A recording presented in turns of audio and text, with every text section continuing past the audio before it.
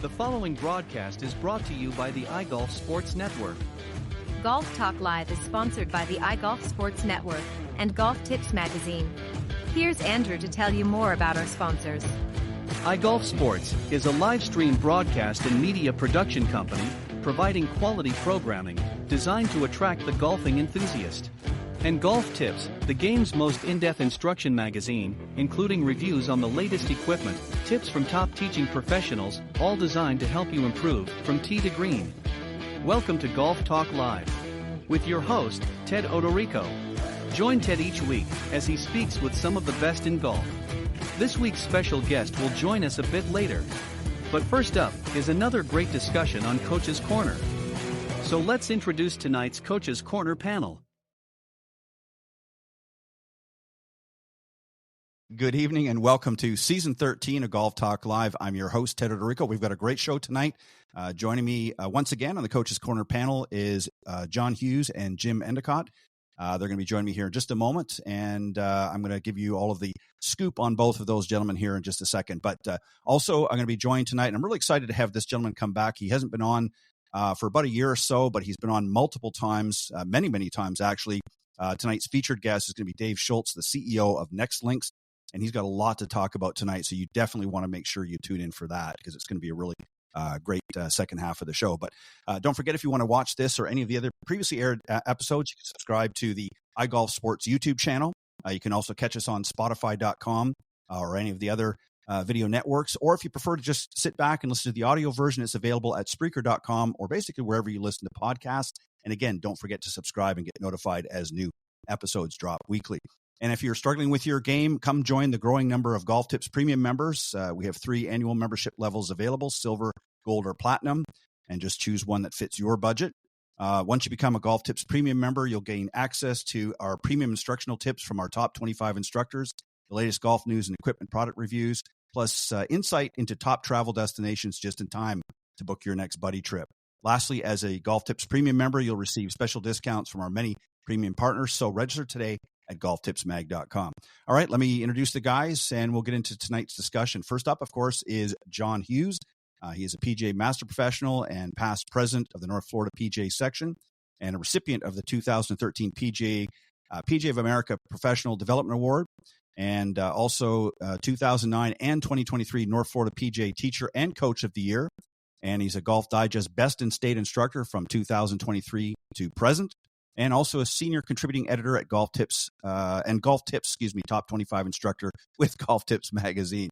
Also coming on the panel again tonight is Jim Endicott. He's currently a PGA Education faculty member and a PGA Specialized Professional in both teaching and coaching.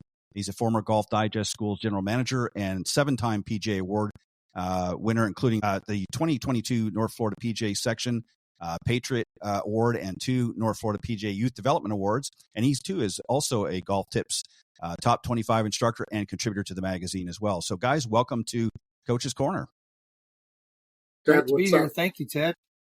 I appreciate it, both of you. And we were just talking offline here just a second ago and saying that you guys have only been on once together earlier in the season. I was surprised. I thought you would have been on a little bit more, but I don't know whether there's a in behind the scene brawl going on between you two, or if the love fest still continues. I don't know. What do you say, guys? The love fest is there. It's just Central Time versus Eastern Time. He's got to catch up.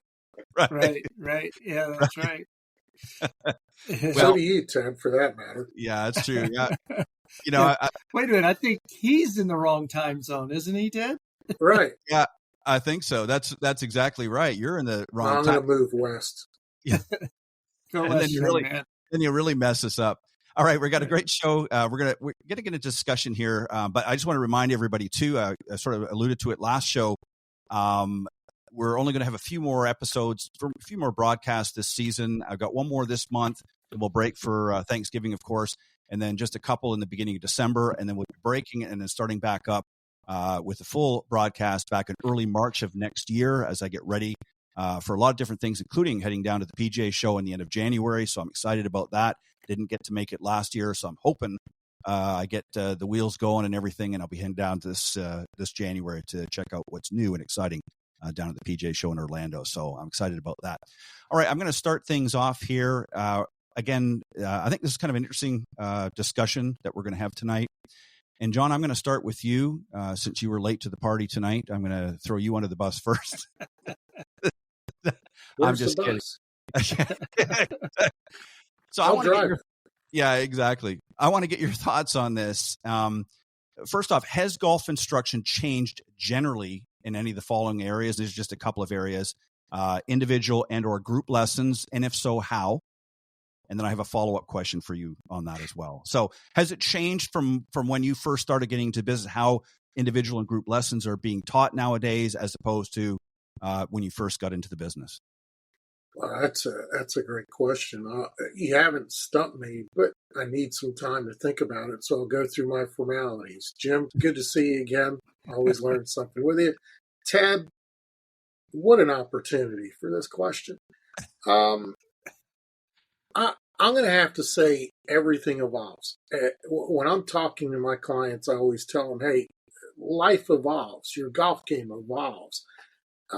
If coaching and teaching had not evolved with the changing of technologies, I think there's a big change going on right now. I just got done reading an NGF article that came out today about indoor simulators, that it's tripled. The number has tripled in the past 3 years alone.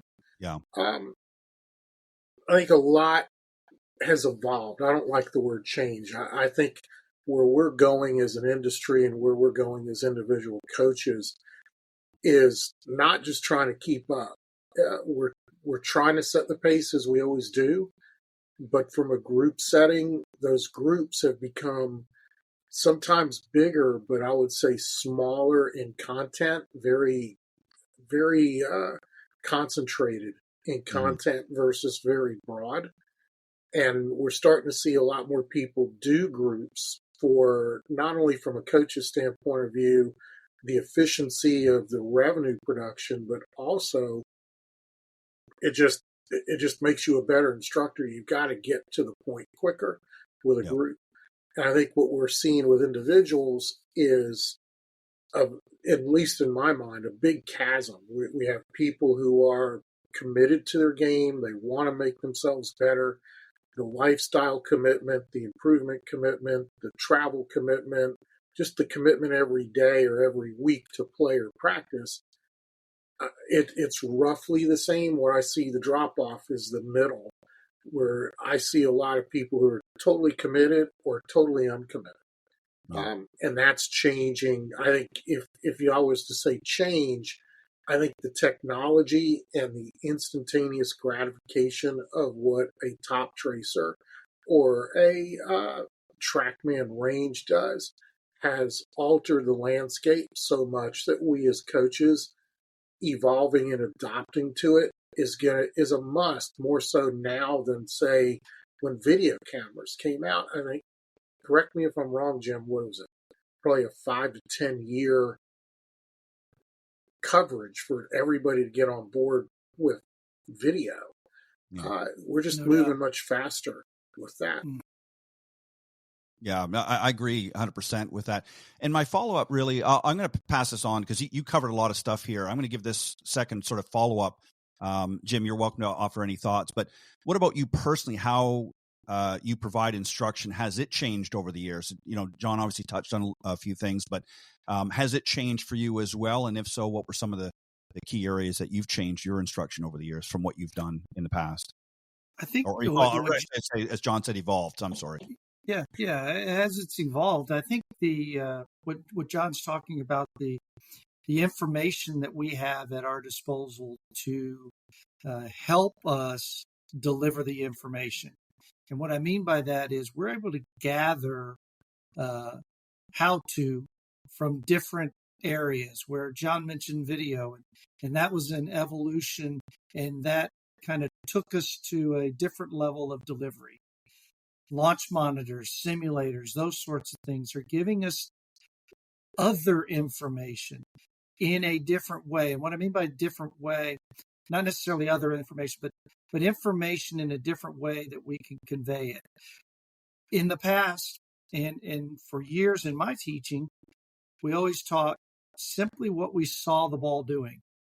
Now we can see what the ball is doing, but we also have information over here from launch monitors confirming that information. In other words, the physics of hitting a golf ball hasn't changed. Our delivery of it has changed. And to say what we've done in programming that's different, years ago, it was very, very common for people to come for a week-long intensive program at a golf school.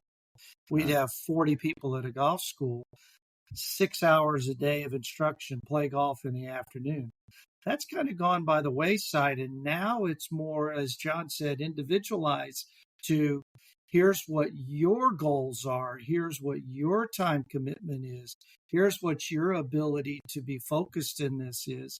And we're going to tailor a program around you.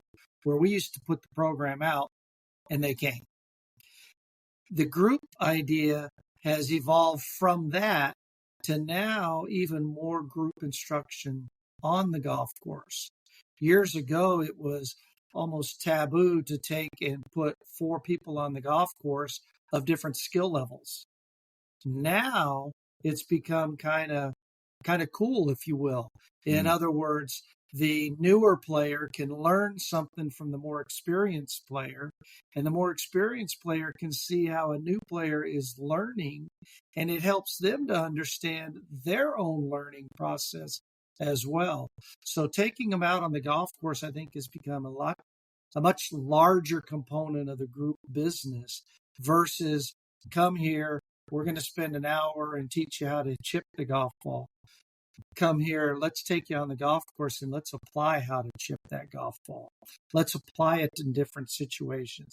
How do you use that technique out of the woods and actually put them in that setting? That's becoming more and more prevalent, I think, in the group world.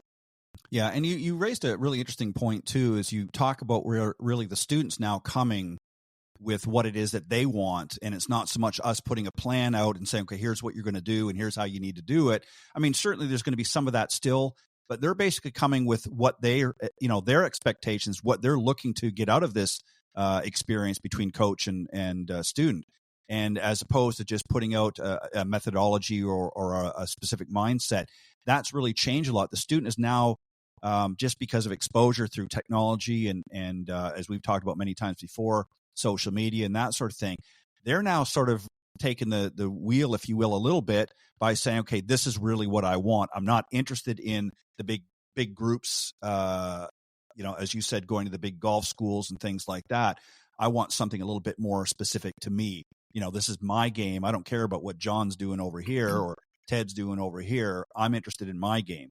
So what can we work on and how can we get that improved? So you're right. I think that's how things have expanded a lot in some areas and how it's different from what we've done, maybe 20, 30 years ago. So great answers. Always get some great insight from both of you. And also, I think that it's important, as John put it, evolving is really what we need to do. It's not just so much, it's not about changing and things like that. It's really about how do we evolve at our craft and become more relevant? Because again, if you sort of stick with the status quo, then you get to a point where you stagnate and you're not really moving forward. So great points. John, I'm coming back to you. And this one is, I think you touched on it a little bit, but I want you to touch even more on it. And that is given how, really, I'm not even going to go there.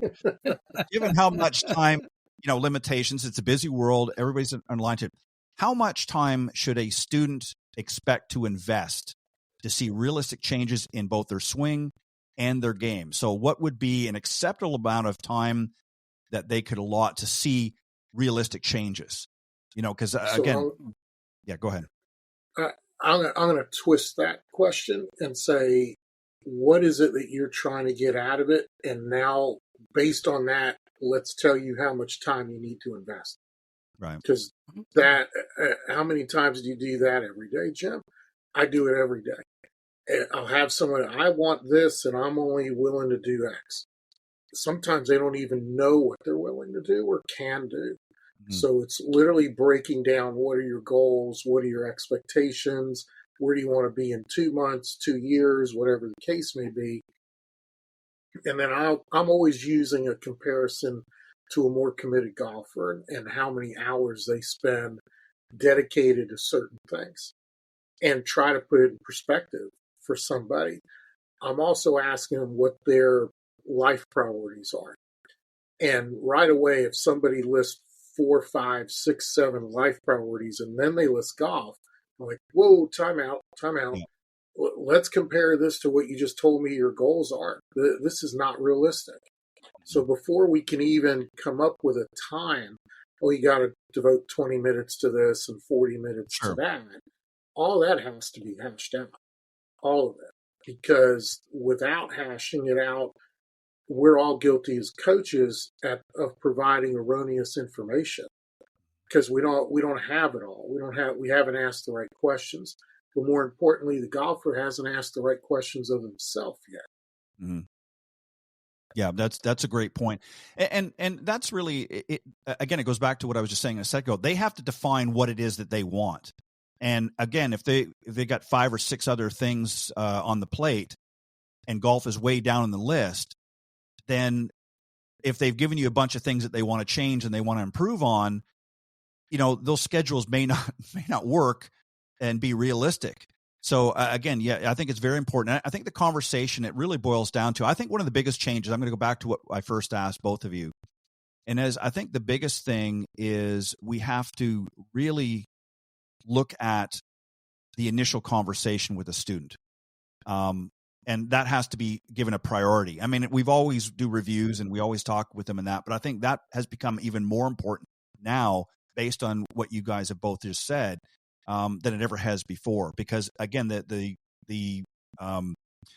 student coach relationship has changed a lot, I think, in more recent years, because now they're looking for, again, as we've all talked about, a more customized experience, whereas they don't necessarily want to be lumped in with the rest of the sheep. So they're looking for something. So that conversation has to be had right up front and has to be laid out and carved out as to what it is that they're really looking for.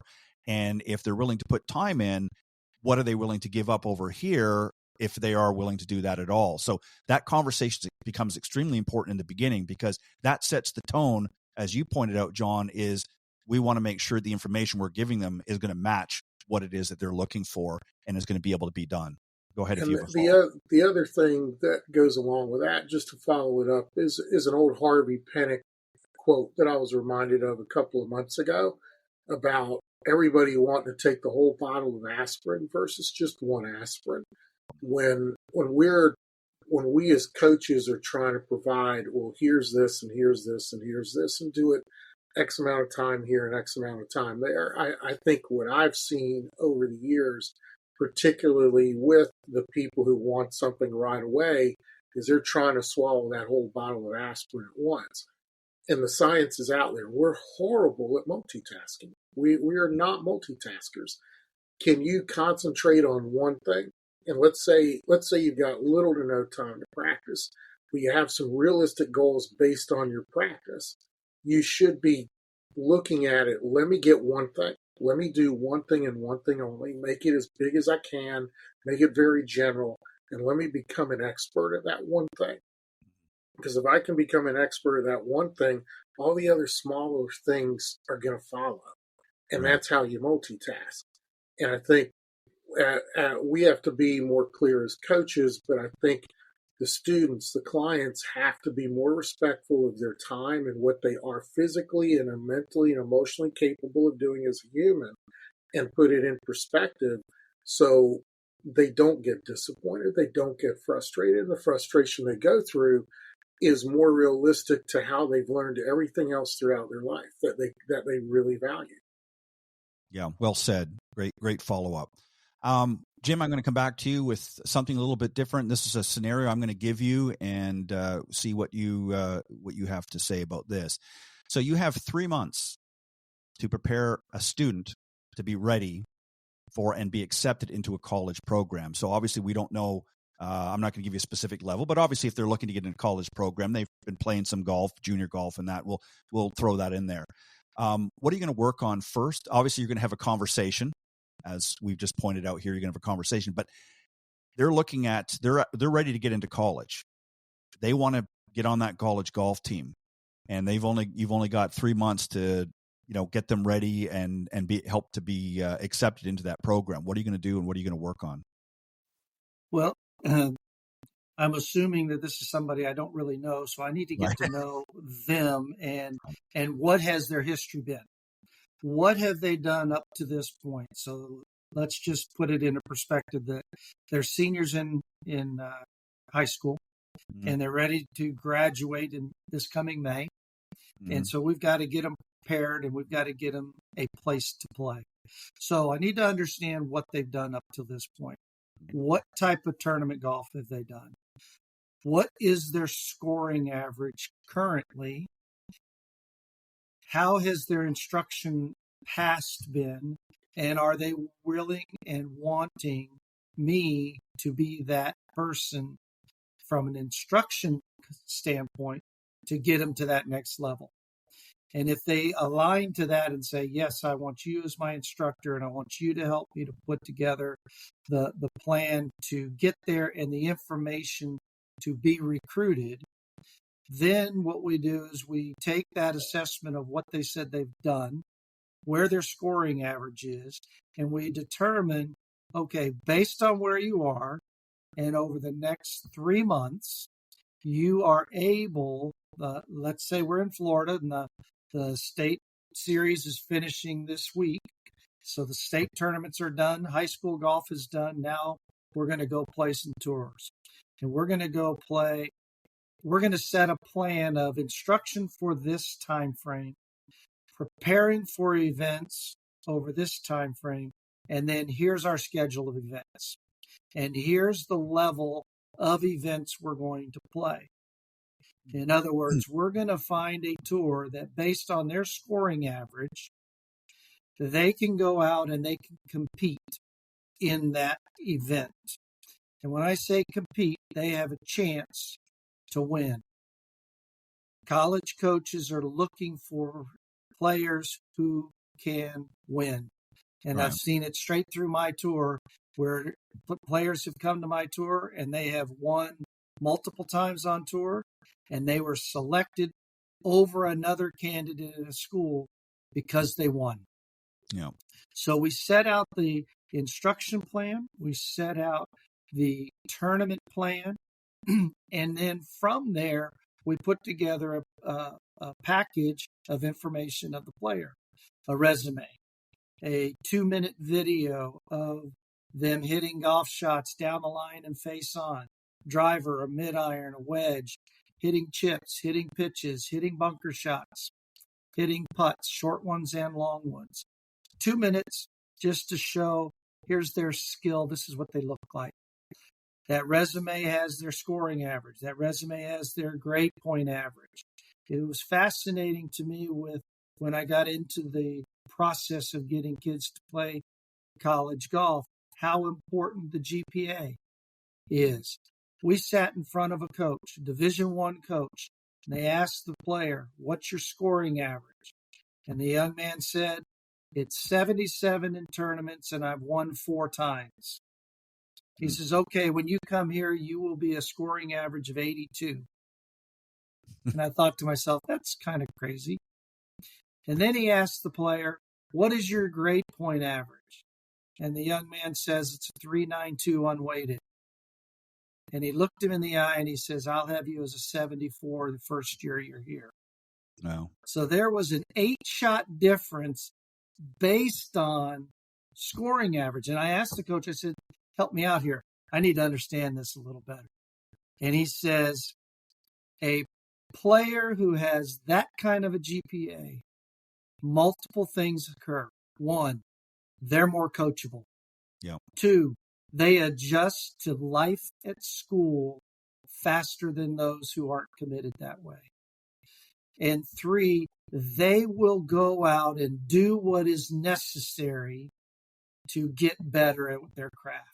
Mm-hmm. So that GPA weighed higher for that player because his scoring average was a little high for that program. Mm-hmm. And that coach was ready to make an offer to him. However, he had already made offers to other players. No. So that was very important. So that resume, that GPA, that scoring average, your time playing, your record in tournaments, and the key to the record in tournaments. And this comes from a panel that I listened to at the PGA show. There were 6 Division I coaches. Happened to be one from the University of Florida, which has a pretty good program, as you would know, John, and one from the University of Central Florida, and 4 others. They had 3 men, 3 women. And when a question came, where would you coaches have us play our juniors so one of you would recruit them? I thought, what a great question. And the coach from the University of Florida stands up and he says, I got this. And he says, number 1, they got to play on a tour that posts on Junior Golf Scoreboard. He said, number 2, they got to play on a tour they can win.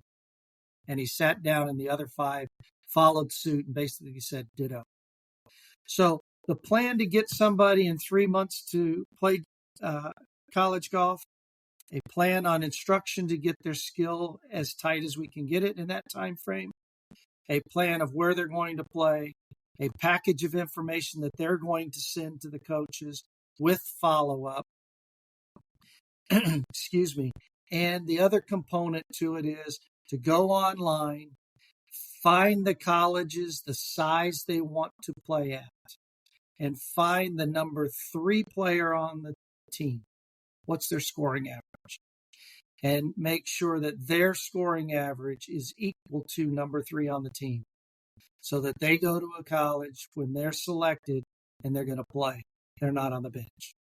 So that would be an overall program to get them to college. That's great. This would be a great area for the listeners at some point to rewind this, if you will, and listen to that again when it comes time, because it's some great advice, especially for parents out there that have their children that are looking to get into college golf. I mean, there's a lot of information out there, but this is really in a short way you've put together a great plan to help get them in the right direction. So thank you for that, Jim. John, I'm going to come back to you. Tour players, we're going to go a little bit up the food chain, as they will, require obviously a different approach. How does your role change, if at all, when you're working with a tour player? What are the priorities at this point? First, what Jim said is a show all into itself. Yeah, I'm going to splice that out, Jim, and I'm going to put that in. It is. It's a show unto itself. 20 some odd years ago at IJGA, we were preaching the same thing. And to segue into the question that you asked me, there was a couple kids 20 years ago that are now playing DP World Tour that I keep up with. The role of the coach evolves. It doesn't really change. It evolves as your player's evolving, as they're climbing the ladder. I think 2 or 3 things really stick out. Details. Details matter when you're swinging at 115 miles an hour or more. One dimple either way. It's a major thing that most golfers have to understand. And because they're doing it, they need the objective eye. So I think coaches at that level aren't any more or less detail-oriented than Jim, myself, or you. They just dwell on those. They harp on those, and they're very astute to the small details that make a difference in their players. And it's not so much details that they're doing wrong. It's the details that they're doing right. And they use video differently. They use it to baseline and record when things are right. So when things are a little off, they've got something to compare to.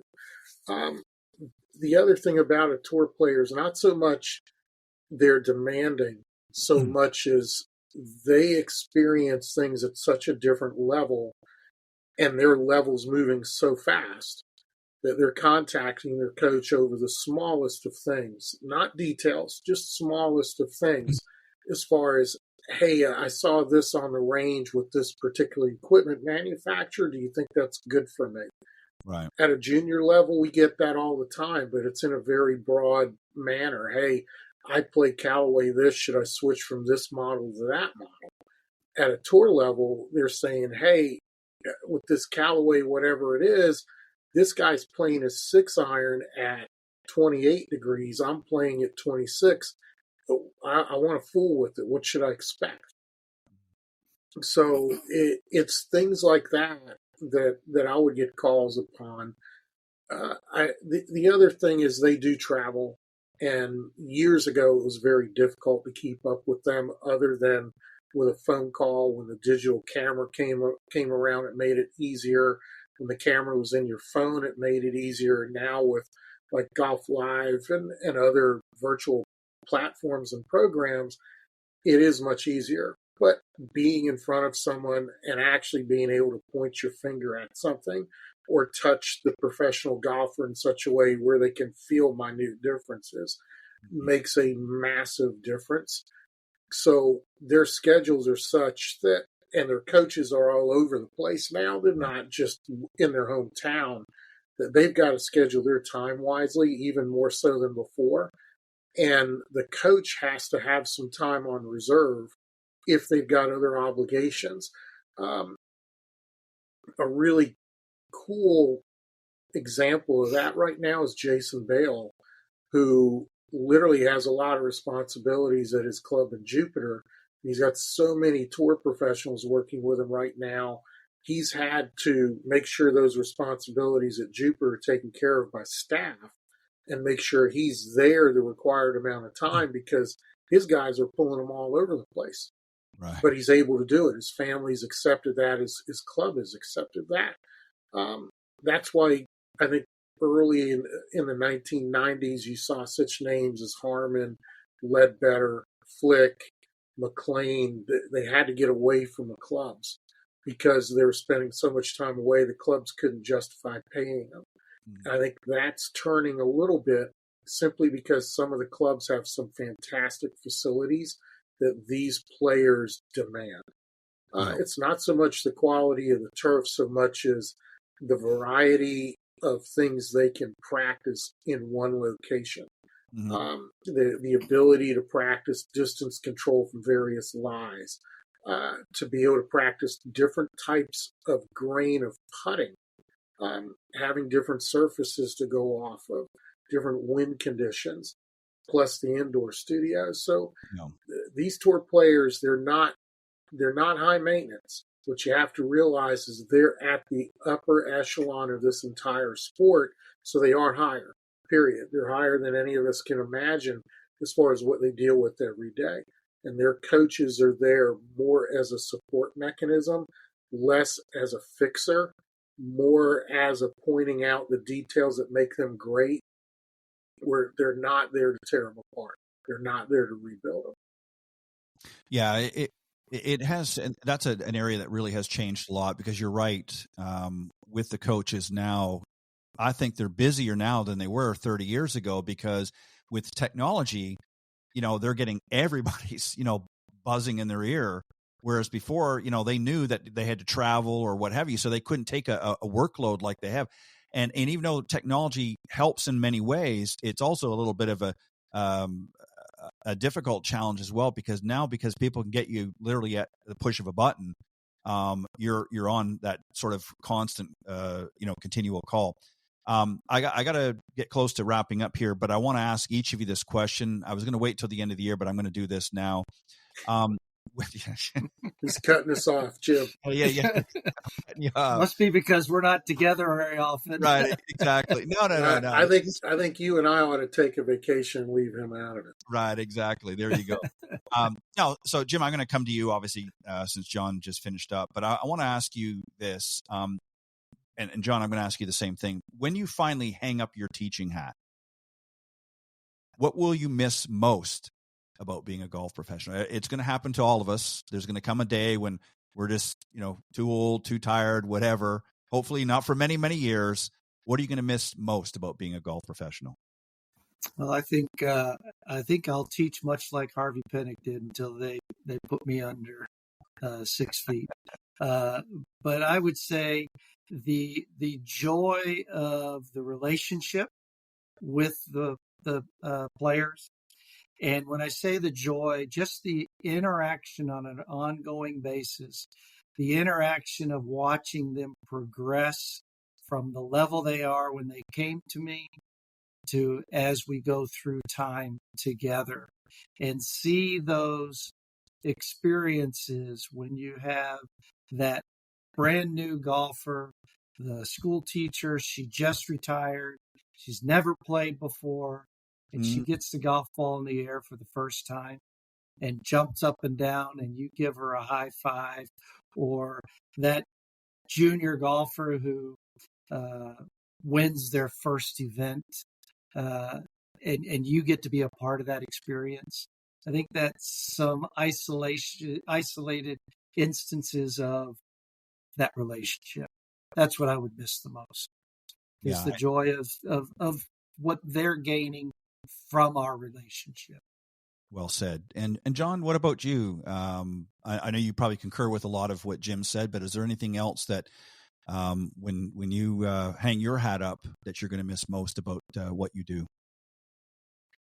I 100% agree with Jim that I've already told my facility director of golf that one day he's going to have to call an EMS, and that'll be the day. And they're okay with that. And I'm hoping I'm in triple digits when that happens. I'm going to say the exact same thing that Jim said, but I'm going to use one word: the relationships. The relationships, not only with our clients and students, but the relationships that this industry tends to foster, and the quality of people that I've surrounded myself with as a team, as individual influencers such as yourself, Ted. That the relationships really are the things that get us up every morning, whether our bodies are hurting, we're experiencing physical and mental burnout. We had a rough night the night before, whatever the case may be. I think if you were to ask any golf coach what gets them up in the morning, they would say the relationships. Yeah, I agree with that. And I'm going to add one more thing. I think the other thing that I've always looked at, in addition to everything that both of you have said, and I concur again 100% as well, is I think that just the pure satisfaction of doing something to help somebody else be better at whatever it is that they want to do. I think, we are, again, teachers of obviously a specific craft, but really I think the enjoyment that we get in helping other people aspire to whatever it is, whatever level of golf they want to be, whatever the direction they want to take their game, just the satisfaction of knowing that we're doing something good to help somebody else, I think gives each of us a certain satisfaction. And obviously, one of the things that I've come to enjoy most about doing what we're doing here tonight, obviously this is a new format this year, but which I'm excited about because I actually get to see you guys as opposed to just hearing your voices. And I've obviously met both of you personally, but being able to meet people in this industry for the first time, in some cases, rekindle friendships maybe you haven't seen for a little while. And that's one of the nice things about going down to the show in January is you get to meet up with people you don't always get to see on a regular basis. So the camaraderie that has and a common goal of just giving our best to our students and doing and watching them grow and always learning ourselves as we go along and becoming better and better. So I just think the relationships are certainly there, and I think also just knowing that we're doing something good to help somebody else is what gives me satisfaction. And I get the great chance of having you guys on, despite all the kidding and the jabs and things like that. It's always a pleasure to have you and many others on the Coach's Corner panel, and of course the special guests as well. But on that note, John, I'm going to come to you real quick. Any thing you want to plug, and let the folks know the best way they can reach out, and Jim, I'll follow up with you. Sure. I got a follow-up to that question. I really thought you were going to ask for my wish list for the holidays. I'm really disappointed. Ted, as always. A dream list. I give that to my spouse. I give you a wish list. All right. Go for it. I know it's Ted, more thanks. shows with me. That's on your wish list. Yeah, why not? Well, but Jim and Ted, I have a lot of fun with both of you guys as individuals, and we should do more of this more often with this show. I appreciate the opportunity over the years to give back, as you said, to help people, and I do like this format better because it makes me keep my eyes open for 45 minutes versus nodding off. Yeah, I don't hear snoring anymore.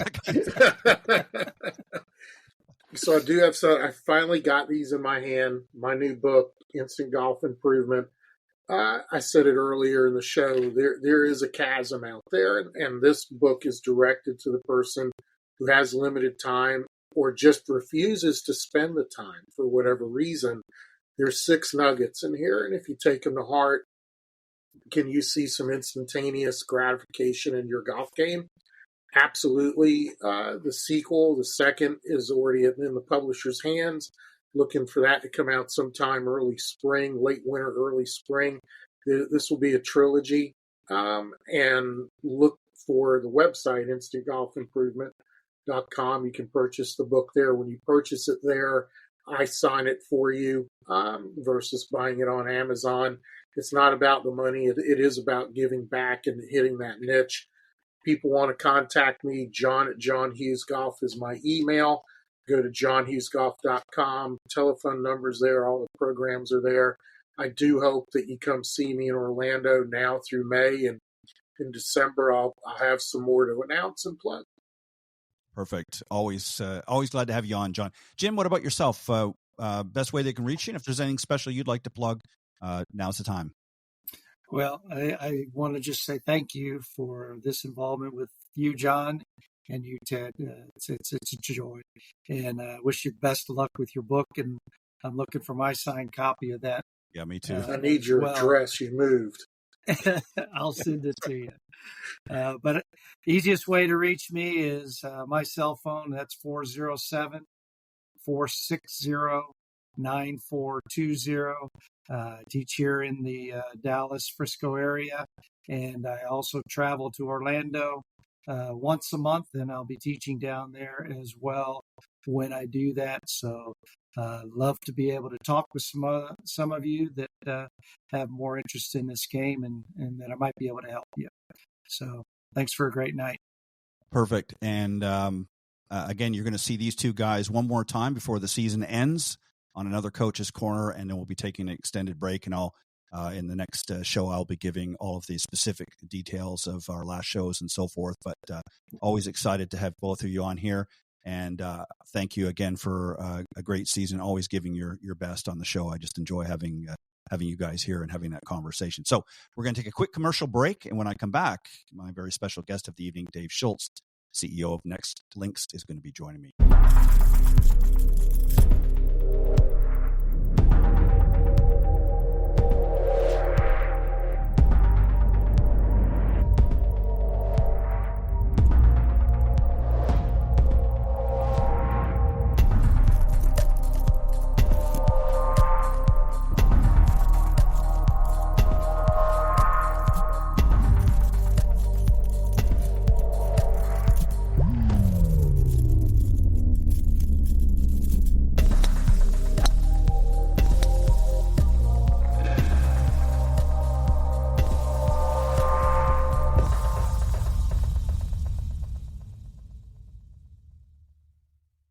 Improve your putting with the Alignment Ball Marker, a revolutionary new in-game putting alignment tool and ball marker. Its patented design allows you to read your putt and adjust your alignment at the same time by using your putter, which improves your accuracy and makes the process of putting faster. 100% legal according to the USGA, by their definition, permitted under the rules of golf. Winner of Best New Product at the PGA Show and only $9.99 on Amazon. And it's also completely customizable for any golf event or as a promotional giveaway. Order at alignmentballmark.com. Welcome back, everybody. I'm really excited to have tonight's featured guest, and I'll introduce him here in just a minute. But just, again, for those of you that are tuning in a little bit later on in the broadcast, don't forget that you can go to our iGolf Sports YouTube channel, and you can subscribe there to see all of the previously aired shows, including tonight's will be there shortly.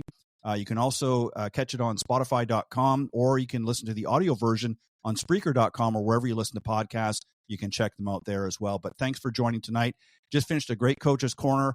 And again, a special thanks to John Hughes and Jim Endicott for joining me on the panel discussion tonight here on Golf Talk Live. But let me introduce tonight's guest. We were actually on the phone earlier today, and I was trying to figure out how many times he's been on the show. I think he's been on more than any other guest.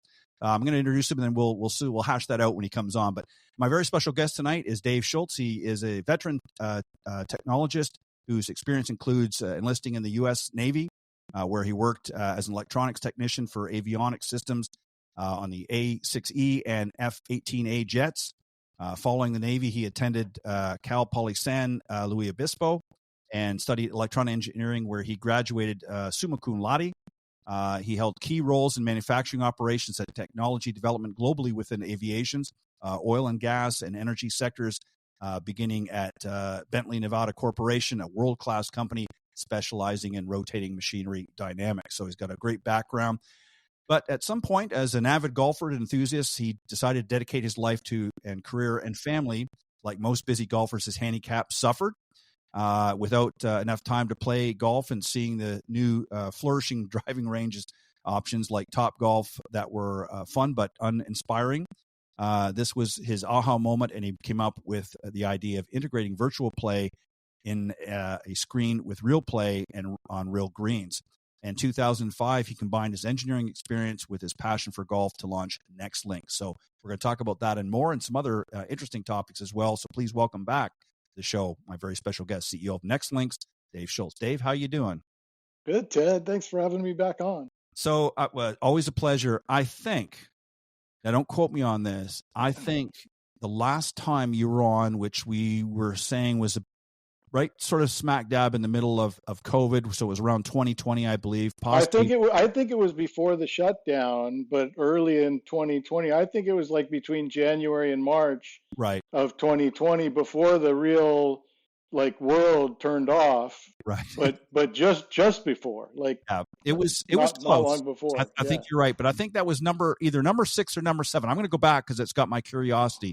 And I think it's number 6 or 7, if that would make this number 8. I listened to it like 2 or 3 when we were supposed to do this like a month or 2 ago. Right. I went back and I listened to that episode and I went, oh, holy crud, that was a good episode. Right. A lot of stuff. Yeah, you always, that was always the fun thing, is every time you came on, you always covered a lot of stuff, and you just an interesting individual, and we've become friends through the show over the years. And you've shared a lot of interesting things, but I want to go back just a little bit and just give us sort of an update, if you will, with NextLinks. So what's been happening in NextLinks world since we last spoke, since that last show? So it's been a few years. So what's been going on? Yeah, I mean, well, with that intro, you set it up really well. So by the way, it's 2015. I know you said 2005, but sorry. Yeah, 2015. Yeah, it's all good. So 2015, it was St. Patrick's Day. I was golfing with my son in Carmel, and just saw Top Golf beginning to scale. Right, that's if you go back and look at their growth. Yeah. And I just was like, you know what is going on with golf? It's so small, right? It's so small. Yeah. And so that grabbed me because I had a career in product development. So I understood how to take ideas and put them into play in the corporate world where things take years, not, weeks or months. And so I put a lot of time thinking about how to start this company and how to make sure that I could do what I wanted to do for the marketplace, and I could also make sure I was going to get paid, right? So this is kind of pivotal now, like 10 years later, but at the time I had really no clue about all this stuff. But the way I got into this game is I approached an investor who is really very, very high net worth, right? So connected to the people that are like Phil Knights of the world, right? So at that level. And so after I did all my homework on what was going on in the golf industry and I saw the billionaires involved and all that stuff, I'm like, oh, this is my game. I'm in, right?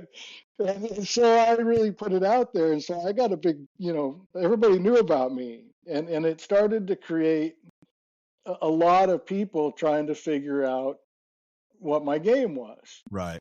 And I basically said, look, I already applied for my patent. I said, I want to play this thing so big, I got to be comfortable just sharing everything, all my knowledge all the time, right? It's the only way this is going to work. Mm-hmm. I said, I've already applied for my patent, and I trust that if I continue to earn the right to be here, right, do the work, that, I'll get myself paid. And what I realized was the people I was talking to thought that was a just absurd, crazy, thing. Like, Right. Because they only see patents in one way. They saw it as an instrument to sue some other company. And if that other company is a monopoly and they have unlimited lawyers, right, the patent is sort of a useless object in this golf space, right? Right. So the people I was talking to already knew that. And so what I agreed to was to let a real estate company fire up the exact same time I started my company, right, the Dave Shultz company. And really the only thing in that company was my patent and the work, that I was earning. And so this other real estate game needed my support, and so they kept feeding me, right? So I got 5 years of knowledge and about $6 million and got to know every leader in the industry all over Europe and all over the world and understood the game.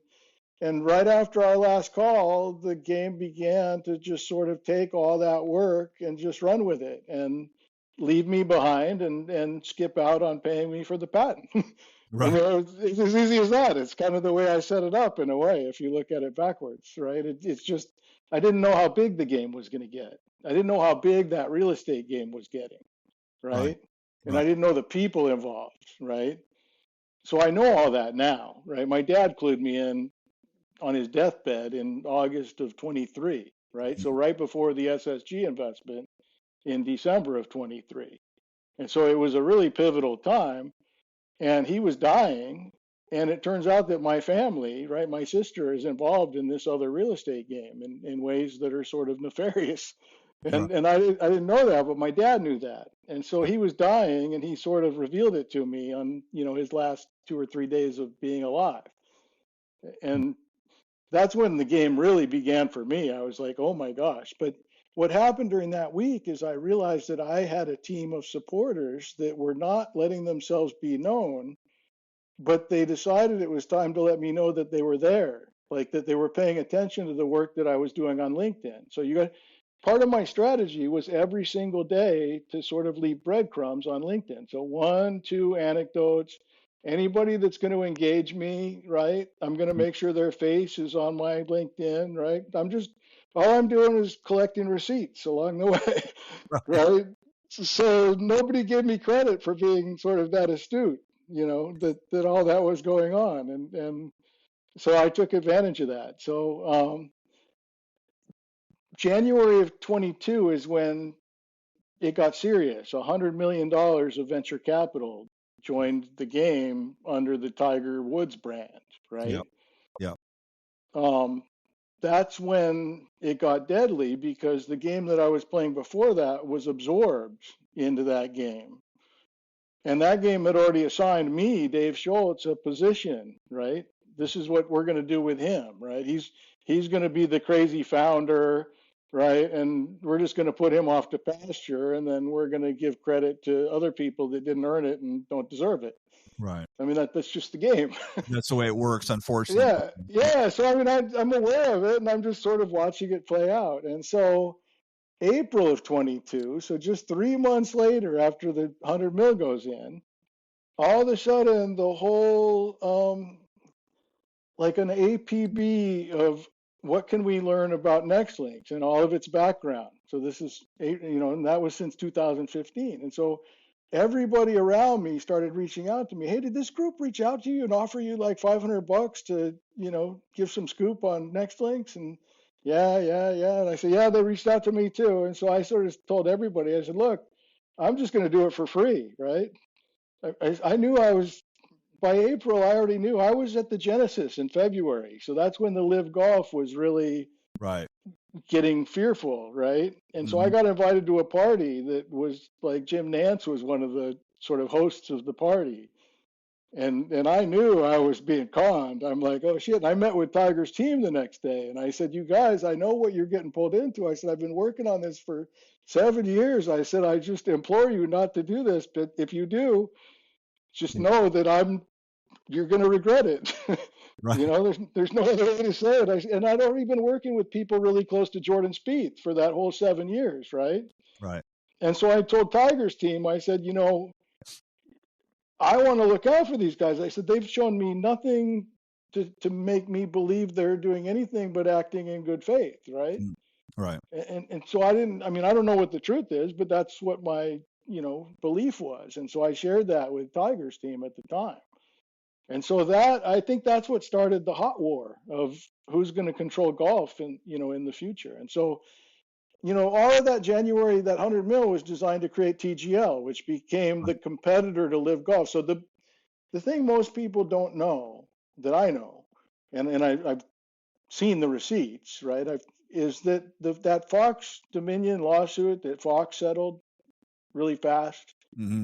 It's because inside there, the reveal that Donald Trump was planning on using sort of my work and vision to outsmart the Live Golf guys, right? So all of a sudden, that makes me a pretty big discussion topic in smaller circles. Right. Right. So when the December 7th, I'm just going to kind of bounce around a little bit. When the December 7th investment happened with SSG, everybody was aware that I had survived this 7 years and that in a way I was actually playing a bigger game than everybody else. And, you know, I could feel the energy of my team beginning to really emerge. And what they knew that nobody else knew is that I owned my patent free and clear and that I had never, ever encumbered it with anything. Like, it's like I got it in the mail and I just put it in a shoebox and I tucked it away and it's still in that state. Right.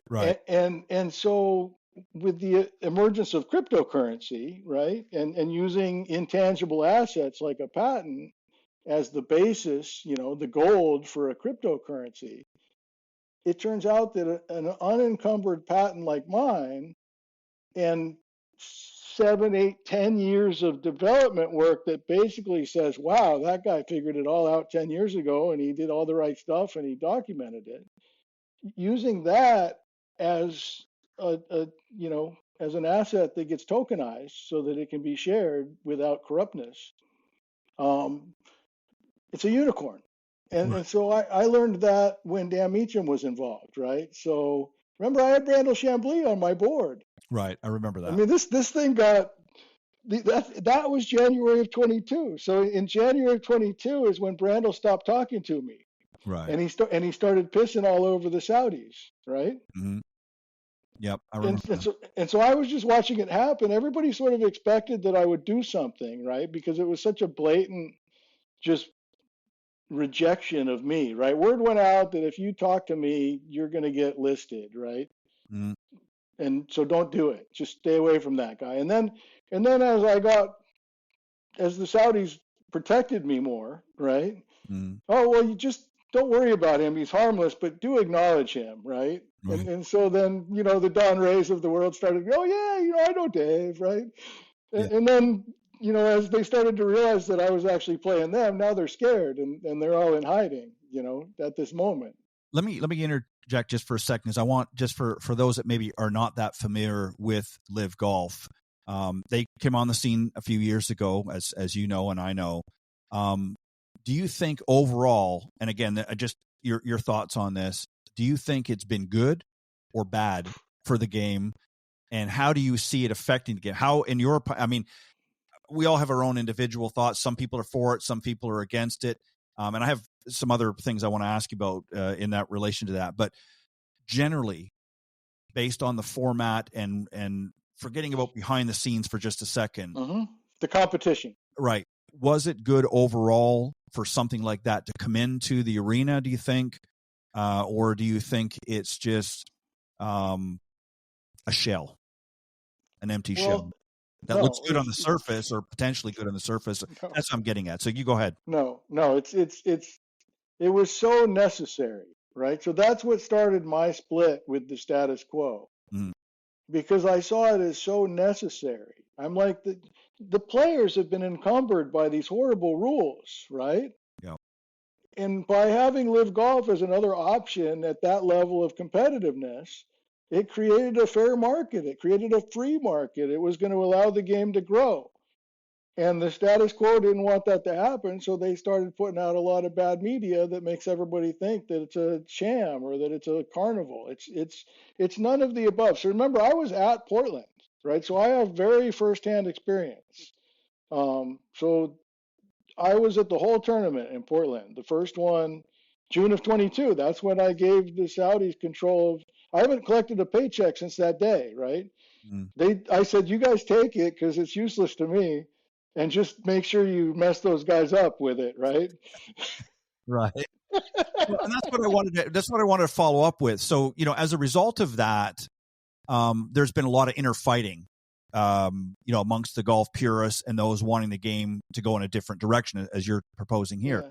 So you think, based on what and your understanding that it's actually been a good thing, but the way it's been presented by, again, the status quo, it's been presented in an unflattering light. Is that pretty much correct? Okay. I mean, you can kind of go point by point, right? Which is kind of like your audience probably cares about this stuff, right? So sure.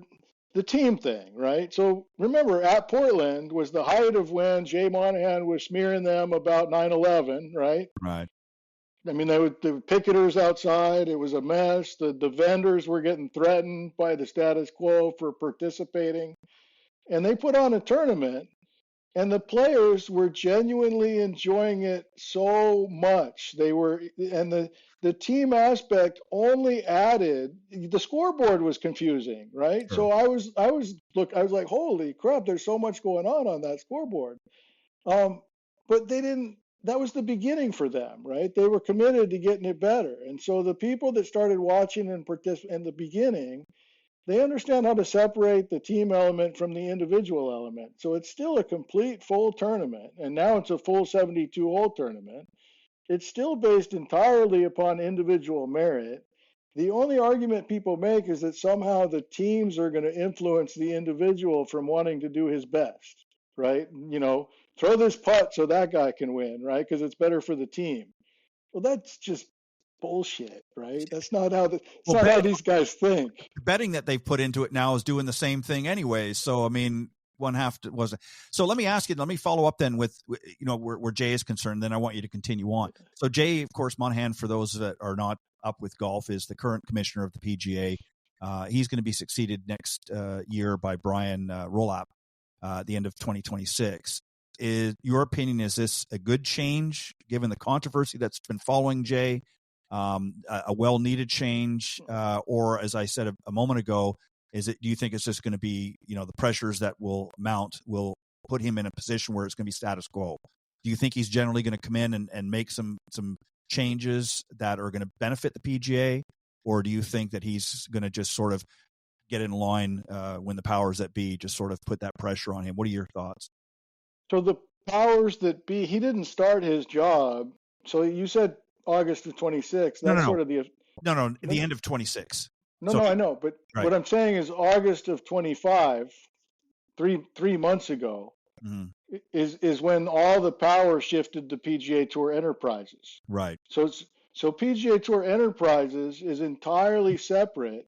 Yep. It was designed to be a safe haven for the professional players to jump into, as all these legacy power brokers get disrupted and pushed out of the system because they're not allowing the game to grow. That the reason the game was so small is because you got a small number of people that control everything and they don't want it to grow, right? So I turned that into a rallying cry over 10 years, and now a giant army has kicked those guys out, and they created PGA. I'm the one that had the idea for PGA Tour Enterprises as a way of figuring this out, right? So a bunch of us were cone of silence, right? But we were jabbering about how to do this. Like, we were talking about completely disrupting the Masters, right? So even though I wasn't getting paid since June of 22, I started working for the Saudis, right? So I left Portland, and I'm like, that's my boss, right? So Magic's the one that told me to let go of the project in La Quinta that Champley and Meacham were involved in, Right. and to pivot and to become sort of an attack dog on ethics and morality and the truth. And Jay Monahan specifically, he basically told me Jay was my enemy, right? So 2 months later, Jay took top 20 players at that Ricky Tiger meeting and gave them equity in the guys that are competing against me, that real estate company. So Magid was just forecasting to me, dude, the guy that you really should be pissed at is Jay. He's the one that's you the hardest, right? Right. I mean, that's the truth. Right. So I used my platform, LinkedIn, to sort of tell the truth, right? And the truth hurts, right? None of these guys want the truth shined on them. Howard Milstein, right? You don't say his name out loud, right? You'll be lucky to have a show next week, 2 years ago. Right. If I said that to you and you put that out there without checking with somebody, Right. it's just the way it is, right? It's the old system. So the new system shifted. So Brian Rolap already has the power. So, but he got the power on August 1st. So like 3-4 months ago, he's already made a bunch of changes at the top, and he's trying to establish a new culture of growing the game without politics and without hidden agendas. And from what I can see, he's already hitting it out of the park, right? He's already got a relationship with Scott O'Neill, who leads the Live Golf side. The future for the PGA Tour is going to be inclusive of teams, because TGL, they're going to have to walk away from their equity in Tomorrow Sports and TGL, because that's the elephant in the room. Those are the guys that decided to take my stuff without paying me. Right. And so something has to be done to sort of fix that.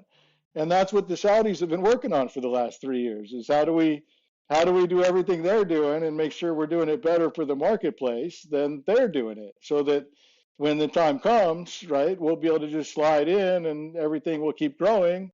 And so Brian Rolap is part of that growth. And he's like, I'm excited that he's here. I think the whole business is going to be run with a new sort of matching set of ethics that I thought it already had. So that was my naivete at the beginning 10 years ago, is I didn't realize how bad the bad guys were, right? They were holding this thing down. Yeah. I didn't care either. Right. That's the point. And so what do you see, give us just, again, from your perspective, what are some of the things that people are going to tangibly see in the years to come with the PGA now, with these changes that have gone on? I mean, obviously, as you said, PGA Tour Enterprises come up in August, and now they have full control of the tour. What are going to be some of the changes, and how is, or what is going to be the relationship with Live Golf? How does that factor into as well? So maybe you can give us a little bit of insight into that. So I think that's why we have the TGL teams, right? So those TGL teams have the exact identical same structure as the Live Golf teams, right? So if you want those to become PGA Tour teams, since they're already established, right, instead of TGL teams, I think the answer is yes. So you got Boston Common, which is associated with it was Terrell Hatton, he left, and Rory. So Rory's got Boston, and then you got LA Golf Club, right? And it's got a bunch of cool guys, Justin Rose and Tommy Fleetwood, right? And so you got one in Atlanta, you got one in New York. It's a natural thing, knowing that, okay, we got to sort of pivot away from this indoor golf league and let others sort of build that out the way it was supposed to go. And we got to invest in the PGA Tour and making it relevant. So I think the end game is you have sort of an AFC, NFC, sport. And so you've got PGA Tour teams, franchises, and you've got Live Golf teams, franchises. And there may be a promotion demotion thing eventually, like soccer, where Live Golf is the Premier League, and the PGA Tour is the one that's the closest thing to it that thinks it's the Premier League, right? I Right. mean, I think that's sort of the hierarchy now. People would say, wait a minute, the PGA Tour is the Premier League, right? But the problem is that their leaders did a bad job the last few years, and Yeah. the Saudi leaders did a good job the last few years. Well, and they're And putting so now the power shifts. Yeah, they're putting the money behind it. Oh, yeah, money behind it. Is this something that you foresee moving into the women's side of things as well at some point? I mean, is there already, as far as you know, has there been discussions about that where you're going to start seeing this happening with the LPGA and so forth as well? And if so, what are we looking at? Maybe within the next 5 years, if not sooner? I think sooner, because I think that the leaders that are controlling the game today, I think they honestly, authentically understand the value of the women's game. So it's not, the women's game isn't not popular because it's not a good sport. It's not popular because people have decided that it's going to be second fiddle, right? And so, yeah, I think the money's already there because something happened with the LPGA maybe 2 years ago now. They were going to sell to somebody, and then the deal kind of got shut, and then they went a different direction. And so, now Craig Kessler is their commissioner, who came from Topgolf, of all places, right, through the PGA of America. Right. And I think that it's good things are going to happen for the LPGA because I think there's a genuine commitment to make sure that the sport gets the light shined on it that it deserves. So Alexis Ohanian, right? He's married to Serena. He owns the LA Golf Club. He also owns a bunch of female sports teams. Right. And then he's the one I see out there really waving the banner, like day in and day out, female sports. And then you've got people at the top level that know how to spend the money to build these global leagues, seeing, how to put all that energy to work. And so, a lot of the stuff going on business-wise is at this level with guys like Sam Altman and Brian Esposito and, Alexis Ohanian, right? And a guy named Matthew Scott who comes from Rory's hometown. So, there's a bunch of technology guys that are part of my tribe now that, are sort of have been paying attention to how everybody else is doing it and doing it a little bit better. And so there's a lot to come on that. There's a lot of fun stuff because of the value of the patent and all that. So yeah, I think the women's sport, dude, is I want to see one live team or one PGA tour team. I want to see a female, like, you don't have to have a female team, I don't think, with golf. I think you could have the Boston Commons golf team have both male and female members, right? So remember, if you have a franchise, it could have 50 players inside of it. Yeah. What you're trying to do is field tournaments with the best. So you have people that put tournaments together, and then you have people that own player franchises that feed the tournaments with players that have their branding on them and stuff, right? Yeah. And so it really creates a really palatable model, and the hard work is already behind us, Ted. There's a lot of business development that's been going on since 2020. Right. That's good, right? Right. And it's gonna go into that lane. Do you think that this is something that the market itself, and I'm not talking about the golf market, but from a fan's perspective, that's really driving a lot of this change too? Because, I mean, and don't get me wrong, I mean, I always used to enjoy watching golf tournaments. Now I don't get to see as many, as I used to, but you think that the market has changed. I mean, we see it in the instructional side. It's changed so much how we handle instruction now, how things are happening. Do you think that this younger generation that's been coming up is saying, look, we like these other sports over here, there's just a more of an edge to it and they're pivoting away from the traditional? And that's not to say it's going to go away completely, but the model is changing so much that it's bringing in a new audience that it never had before. I mean, we saw that with COVID. There were people that never played this game before, just out of pure force. They had to get out there and, if they want to do something or either sit at home and watch Netflix all the time, they had to do something. So they started going out and, hey, golf is something I can do during this pandemic. So do you see that as a pivotal? Topgolf obviously did some things as well that changed the industry, from what it used to be. I mean, obviously they've had some issues too, but do you see that the next generations coming up of golfers have changed or helped to propel what's happening now? Yeah, I mean, so you really have to realize that the population of golf fans is minuscule, right? Today, Yeah. compared to the population of golf fans that are part of the model, right? Right. So I think by definition, you don't care so much about what the golf fans of today think about growth because they're already happy, right? Sure. So what you're thinking about is how do we introduce people that don't get near golf because Right. it's boring and unapproachable, and that's what the golf court is all about. So the golf court is TGL on a size of a tennis court or on the size of a pickleball court, Mm-hmm. and that's now already built into plans that are under development. That's what I realized with that meeting I had in April of 22. That's why I shared that with you. Right. Is the people I interviewed with, they gave me 10 questions like 30 minutes before my interview. It was like, I was like, oh shit, these guys are serious, right?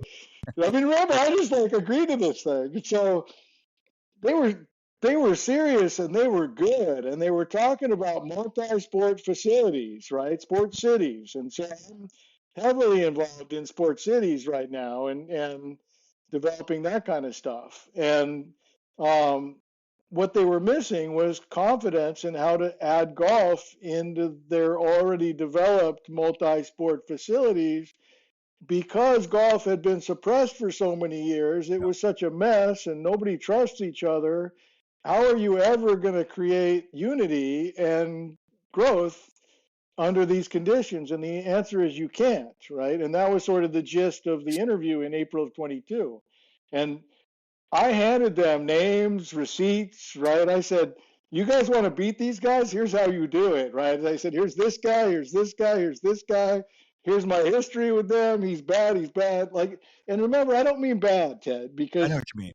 good people do bad things, right? We're competing in a business sense. And it's like Survivor. We're on different tribes, right? We lie to each other and we dance with each other.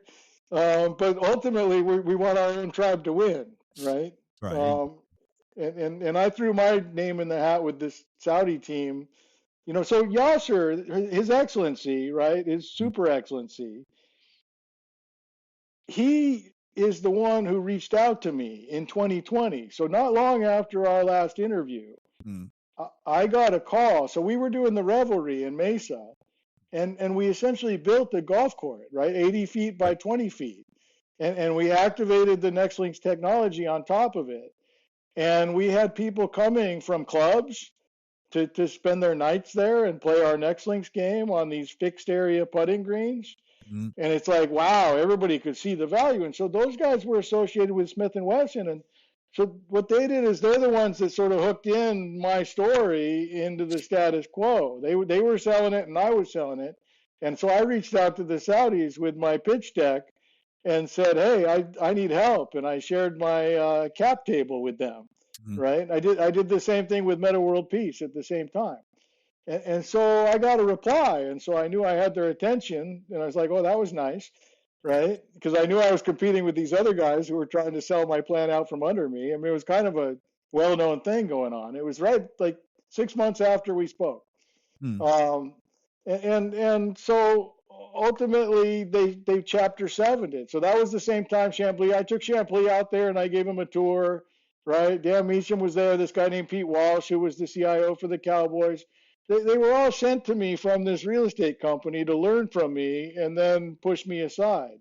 Right. And I sort of knew that from day one. And so I was sort of, that was the dance we were doing. And now, I think Yasser just told Trump that they're going to put me as the manager of their money into the United States, at least for the golf spend, maybe for more than that. So you read my history with the oil and gas and all that stuff.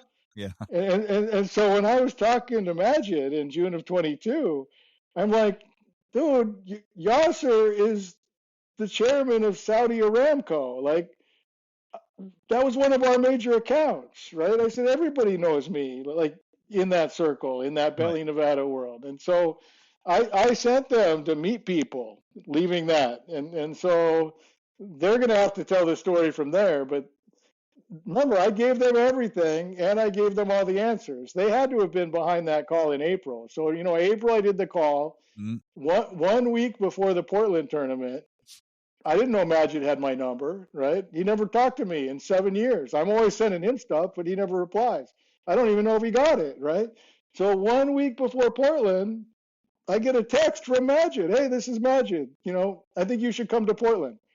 And I was like, okay, where do I stay? No answer. How do I get there? No answer. And I'm like, all right. So I bought a ticket and I flew up there near the site. And then I texted him when I got there. I said, I'm here. And then he hooked me up with VIP passes, and that's when I really I met Bryson DeChambeau's parents there before his dad passed away, and we spent like an hour talking to each other. I mean, it was a really special event, and I could tell, Greg Norman was there, Right. and he's a big part of my story, right? Mm-hmm. So, that's all. It was a big event, and I knew the way Majid set it up that he was in trouble. So he didn't. I wasn't pitching to him when he invited me. He said, I might need your help, and what he realized was that Trump had set this trap using my work and vision to sort of kill his baby, Live Golf, and he was trying to figure out what to do about it. Mm-hmm. And so I told him, look, I wouldn't even worry about those guys. I would just start over. I said, here's my patent. Here's my recipe. I said, I did all that in 6 years, but you could get up to where they're at right now in 6 months if you start. I said, all they want to do is fight with you. I said, put money and do the work. I said, then we'll get places, right? So I think they have this golf court, right? Because that's where it was. We were at the point where we had shaped this pickleball-sized golf court. Mm. And that's when everybody went, oh, shit, this thing has global potential. It has massive scalability. That's when you started seeing money going into paddle and pickleball almost in preparation for, the golf thing. You see a lot of money going into simulators, but the simulator market, the product itself isn't attractive enough to a non-golfer to ever be approachable that way. You have to have options that are easier than what you get with a simulator. Right. And sort of the golf court provides that, right? Mm-hmm. So that's where we're at right now is the Saudis have been developing something for 3 years, and they're about to reveal what they've been developing. And I think they're planning on putting the brand NextLinks on top of it. So remember, I gave them the brand in June of 22. And so I think they're planning on flagshipping something with the brand NextLinks, which is sort of the culmination of all that work. So they asked me, so imagine he said, what do you want, Dave? And I said, well, I want to get compensated for this patent. I said, that's the game I started, right? That's the only thing I said I wanted was to get paid what I earned. And it's all protected by this, which also happens to be the recipe to compete with those guys, right? Mm-hmm. So it was just like serendipity, and it was just like I knew right then. And so they were waiting on a report. There's this project Numeraba, right? And then we haven't even touched on Francois Houghton and Game Golf and Joe McKnight, who's this technology mastermind that Francois managed to keep inside of the golf industry, and now they have a company that is going to basically take away the competitive advantage of companies like Arcos, right, that sort of use data in a proprietary way. So they're tapping into this whole NVIDIA sort of infrastructure rollout. I mean, there's a lot going on, Ted, behind the scenes. I mean, this is a big game now. It's a really big game.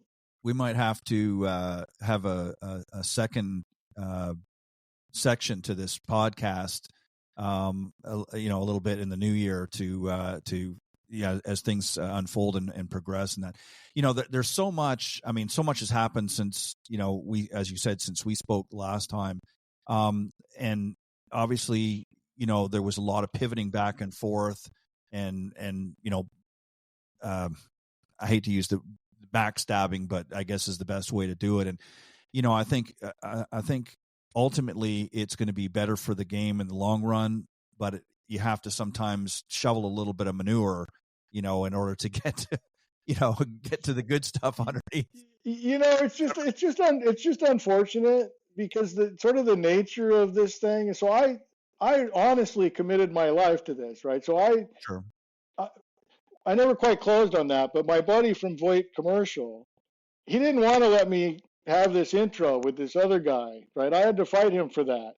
And then somebody got to him, right? Mm-hmm. And he's like, you really want to meet this guy? I'll introduce you. And I promised him a $3 million commission. And that was the beginning, right? He and I are the OGs. He's the one that started the real estate company, right? And he's one of my best friends for life, right? And then he enlisted my family. And then I think Eric Trump got involved, right? Because Eric Trump was on my tail from day one. So between 2015 and 2017, I was doing business development with close associates of Eric Trump and with people very ingrained in the Russian marketplace, right? So that's where Peter McAvoy sort of helped me. And remember, I worked for General Electric, which was a global company. We did business inside Russia. There was no Russiagate, right? This was pre all this stuff. And I just looked at who's doing business with who, and if my company, General Electric, is doing business in that country, then it must be okay, right? So I was sharing drawings, I was sharing ideas, right? And so knowing that those guys are all involved in this real estate company now helps me understand why the game got so big, right? And why the spotlight got on me all of a sudden.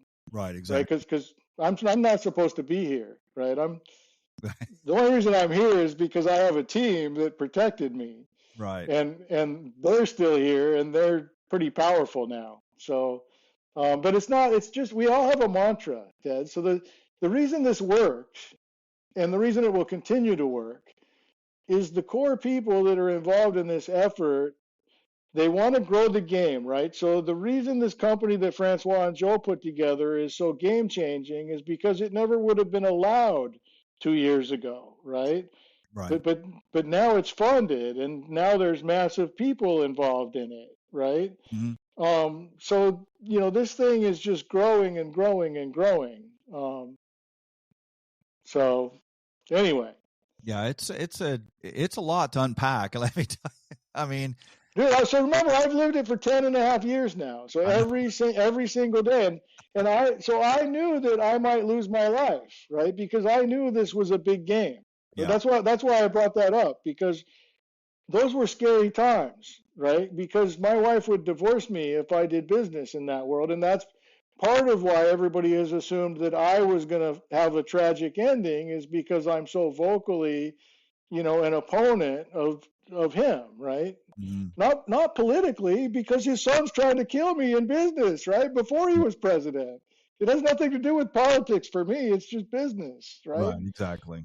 I hear you. But everybody paints it with that lens, and I'm like, you guys don't understand. I'm competing with these guys, right? Mm-hmm. So that's been the diciest dynamic, is to acknowledge that Trump is involved in stealing my work and vision, right? Which is clearly documented now with the Fox thing, and it's been acknowledged several ways to me. So I now have put it as, fact, right? So with all that sort of coming together, people are beginning to understand that I have a game and why a team would assemble behind me. But when I was saying that stuff 2 or 3 years ago out loud, that's what was being used against me, right? That was being redirected to sort of make me sound crazy, right? So, because nobody knew that, even me, right? Because my dad hadn't told me yet, right? So I was blissfully unaware that I was being shadowed at that level. Well, it's going to be interesting to see what happens, in 2026 and beyond. And I know we're going to be keeping a much, different eye on things, if you will, than what it has in the past. And, there's been, obviously, as I pointed out earlier, there was a lot of pushback originally with Live Golf and that. And, but I think you're right. I think the game has to grow. You can't just keep going down the same path all the time. You've got new people coming in. It's just like every other business. You have to be able to be willing to pivot and be able to move in a different direction as the the people that are paying the bills decide that, hey, we want something different. We want something new. This is boring to us, whatever. And, instruction has had to do that as well. We've had to take our lead, and it's still a long way to go. Don't get me wrong, but yeah, you have to make some changes. But I know there's so many other things. I've got to unfortunately cut us off, but we'll get on another show, next year, and we'll continue the journey as more things unfold. But I'll give you just a moment or two of any final thoughts that you want to share. Yeah, I mean, so for me, like you, right, Ted Odorico, right? So I found you, I don't know if our first interview was in 2015 or 2016, but it was right in that time frame. Yeah, it was fairly early. Yeah, it was fairly early. And tonight we talked like broad range, but for most of those shows, we were talking about the product development process that I was going through, that I thought in good faith was going to be adopted and I would get paid. Remember, I was unaware during all that time. And so I just am grateful that I picked, like somehow you and I came together. And I told you when we were talking earlier that what attracted me to you was you had this live radio only broadcast, right, that was just live and it was unedited. So it's almost like a live stream that you captured at moments of time that, looking backwards, are really pretty pivotal. So the moment we hung up last time, like literally 30 seconds after we hung up, my phone rang. And it was a guy named Gino Pini who runs a company called China California Golf. Mm-hmm. And he had just listened to us talk and he wanted to meet me. And that was right before I got in front of sort of the Schwab people and so that was at a really cool time. Right. And it was the minute we hung up, it was probably, I was at my lowest low, like internally, during our last call. So that's when I went back and listened to it. And I was like, oh, you don't realize when you're under pressure, if you're just trying to help, if you're just trying to serve people don't notice if you're sweating or if you're stressed, right? Right.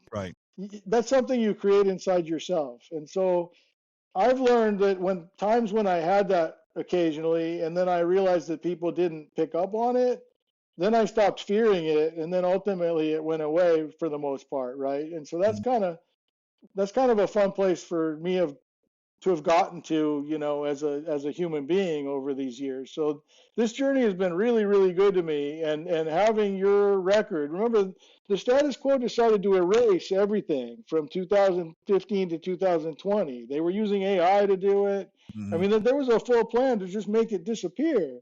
And I'm like, screw that. Like, that's my life, right? You can't do that to me. Right. So I've been fighting against that for a long time, and it feels good to be through the touchdown and knowing that I helped the Saudis get this control that they wanted so desperately, and that they have been in good faith for a long time, and they were just dealing with stuff that nobody should have to deal with, and I helped them win over the last 3 years, and now they're paying me back by helping me get a job, which is all I ever really wanted. Nobody would give me one, right? Right. Nobody would give me the time of day after 3 years ago. Right. And, it again, as we've talked about many times, things come full circle, things happen for a reason. And it's always been interesting to listen to your journey and be a part of it and that. And I'm excited for you, obviously, because, this is something, as you've indicated several times, not just tonight, but in past episodes, where you've put a lot of heart and soul into this NextLinks project. Yeah. And it's had its ups and downs and its pitfalls and whatever along the way, but it was something that you were very passionate about, and your real focus was always, that came across to me, was you really wanted to truly grow the game. A lot of people talk about growing the game, mm-hmm. but you really wanted to do something to grow the game, and I think we're going to see the fruits of all that yeah. hard work and that, and hopefully you will see the fruits directly, because you're the one that's behind it, but yeah. Hopefully we will see that as time goes on. But so I just want to, like, we'll cut off now, but what you just said reminded me of Peter McAvoy again, right? I said his name earlier, but I can't state how important he was to my journey, because he was the British amateur at the same time Fred Ridley was the U.S. amateur in the late 70s, right? Mm-hmm. So he was my first guy. So he spent hours with me driving all around London. He's the one that got my idea pitched in the Houses of Parliament, right? We lost him this year. He died of cancer, I think. So he told me, he said, I asked him, I said, Peter, this doesn't seem that hard. I said, why isn't it working? He said, because the people in charge don't want it to grow. He said, you want to fix this, get to know them, protect yourself with your intellectual property, and get yourself into the market first. And that's exactly what I did in Mesa, Arizona. And that's why they put locks on the door and tried to beat me with more nefarious ways. And I've just been fighting against that. And, you know, karma sucks. That's right. I hear you. I hear you. Exactly. All right. Well, listen, Dave, I want to thank you very much for coming on. I just got to wrap up here real quick. I want to take this opportunity again to thank the guys earlier on the Coach's Corner panel, John Hughes and Jim Endicott. Thanks, guys, for always bringing your best. And, of course, a very special thank you to my good friend and special guest, Dave Shultz, the CEO of NextLinks. And we're going to see what's coming up next in the years to come. But always a pleasure. Don't forget, if you go to iGolf Sports YouTube channel, the show will be up there this weekend in its entirety, so you want to check it out. And you can also check out all of the previous shows as well. And don't forget to subscribe to the channel. You can also catch us on Spotify and also Spreaker.com if you're interested in listening to the audio version. But on that note, thank you, everybody. Have a great weekend. God bless, and I'll see you next time right here on Golf Talk Live. Thanks for joining us. We hope you enjoyed this week's broadcast of Golf Talk Live. We'd like to thank this week's Coach's Corner panel, and a special thank you to tonight's guest. Remember to join Ted every Thursday from 6 to 8 p.m. Central on Golf Talk Live. And be sure to follow Ted on Facebook, Twitter, and Instagram. If you're interested in being a guest on Golf Talk Live, send Ted an email at ted.golftalklive@gmail.com. This has been a production of the iGolf Sports Network.